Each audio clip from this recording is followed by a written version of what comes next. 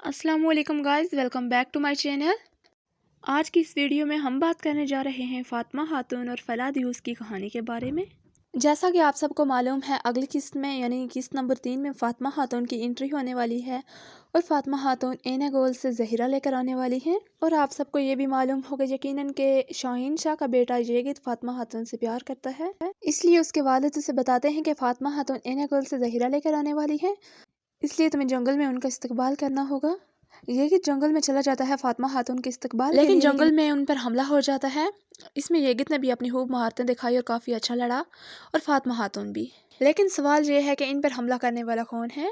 फ़ातिमा खातून के काफ़िले पर फलादियूस हमला करता है। उसे तामूर चाउश ने भेजा होता है और वो कहता है कि मुझे फ़ातिमा खातून जिंदा चाहिए। दरअसल फलादियूस एक ताजिर के रूप में जाता है और उनके काफ़िले पर हमला कर देता है, लेकिन फ़ातिमा खातून को फलादियूस अगवा नहीं कर सकता क्योंकि वक्त पर ही येगिद पूछ जाता है और उसे बचा लेता है। वैसे फ़ातिमा के लिए फलादियूस और येगिद से किसी एक को चुनना पड़े तो फलादियूस उसके लिए बेहतर रहेगा। आप फ़ातिमा खातून को किसके साथ देखना चाहते हैं कमेंट में ज़रूर बताइएगा। देखने के लिए शुक्रिया।